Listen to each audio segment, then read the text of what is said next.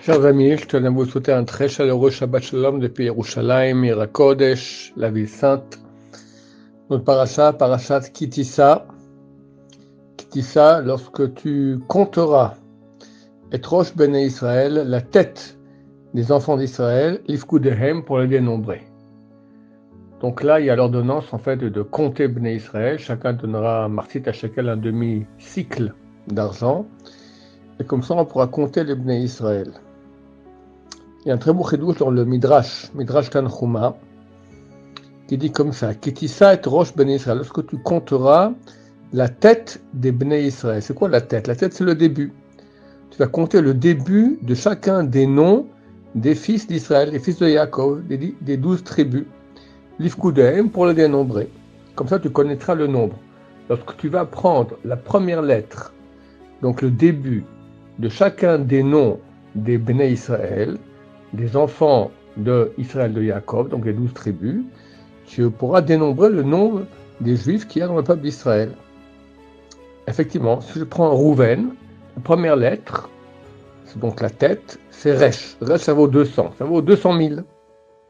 Après Shimon, c'est Shin, 300 000. Lévi, il n'était pas compté. Yehuda, c'est Yud, c'est 10 000. Issachar, c'est de nouveau Yud, 10 000. Zvulun, c'est Zain, 7 000. Naphtali, 50 000. Dan, c'est Dalet, c'est 4 000. Gad, c'est Gimel, 3 000. Asher, Aleph, c'est 1 000. Binyamin, Bet, c'est 2 000. En tout, ça fait 597 000. Or, on sait qu'il y a 600 000 Juifs qui sont sortis d'Égypte. 3 000 sont morts lors du péché du veau d'or. Reste le chiffre précis des Bnei Israël, 597 000. C'est en fait la somme de toutes les premières lettres des 12 tribus, des noms des 12 tribus des Bnei Israël. Extraordinaire, ce qu'elle écrit dans le verset, d'après le Midrash.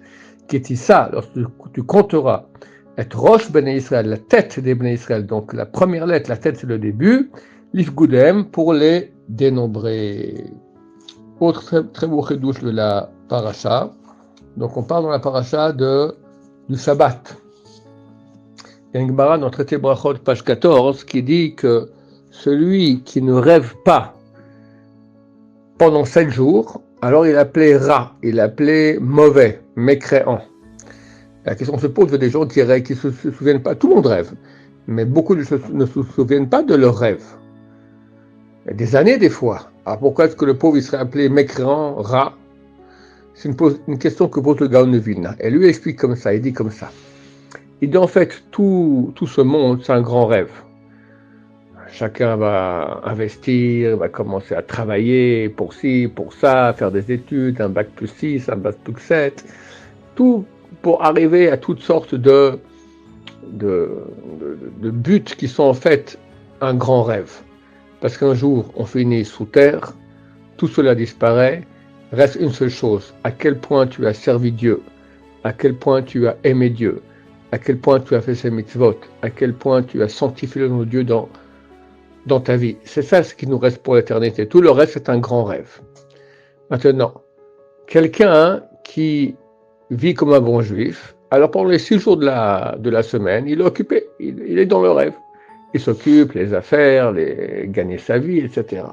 Mais Shabbat, menoucha, vient le Shabbat, vient le calme, le repos. On parle d'un repos spirituel. Il peut être enfin désaliéné de la prison, de ce rêve mauvais qu'est ce monde, s'occuper sans cesse de gagner plus d'argent, de faire ci, de faire ça. Shabbat, c'est terminé. Il peut réfléchir au vrai but de sa vie. Pourquoi j'existe? Quel est mon but authentique? Qu'est-ce qui va se passer avec moi après 120 ans? Et là, il se réveille de ce rêve. C'est ce que dit la Gemara. Quelqu'un qui, pendant 7 jours, ne se souvient pas de ce rêve, ça veut dire qu'il ne se rend pas compte qu'il est dans un rêve, alors il est appelé mécréant.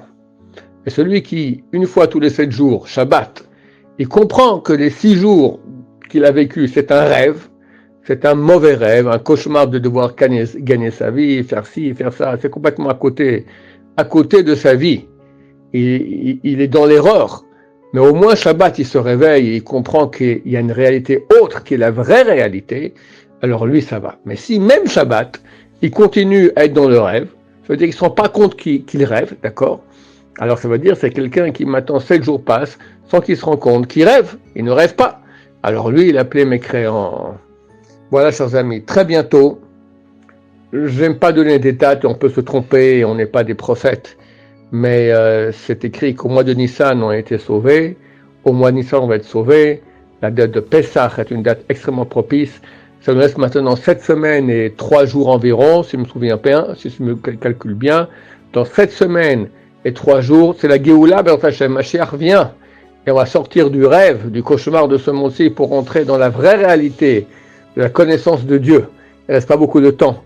Il faut se réveiller, comprendre maintenant pourquoi nous vivons, quels sont les vrais buts de notre présence ici sur Terre, commencer à investir beaucoup, shipper tout ce qu'on peut, parce que bientôt c'est fini. Mais alors, on va se réveiller de ce mauvais rêve, on comprendra à quel point on a investi dans n'importe quoi. C'est pas trop tard, on peut se réveiller en dernière seconde. Il y a la Gemara dans le traité Avodah Zarah, page 17, par de Eliezer ben Dordaya. C'est un grand rachat. Et il a fait tchouva. Il a fait tchouva en quelques minutes. Et il est mort. Mais il a fait tchouva. Et une voix est sortie du ciel. Il a dit, Rabbi Eliezer ben Dordaya est invité au Olam Haba. Rabbi Ulanassi à l'époque, c'était le grand sage qui a écrit toute la Mishnah, un des plus grands tzadikim de l'histoire. On dit que c'est une réincarnation de Yaakov Avinu. Il a dit, non seulement les balais tchouva en quelques secondes, ils font le travail que nous faisons pendant une vie entière, mais en plus on les appelle Rebbi, on l'appelle Rav. Il a fait tchouva en quelques minutes, il est appelé Rav et il a été invité au Olam Haba. Chers amis, il n'est pas trop tard. 7 semaines et quelques jours, 3-4 jours, c'est fini. Je peux me tromper, c'est vrai, mais beaucoup de rabbins disent ça y est, c'est la fin, et on sent que c'est la fin. Donc faisons tchouva, rapprochons-nous de Dieu. Il n'est pas trop tard et en quelques jours, en quelques minutes, en quelques secondes, on peut passer d'un bord profond, d'un trou profond à une lumière extraordinaire éternelle. Je vous souhaite un Shabbat Shalom, Umvurach.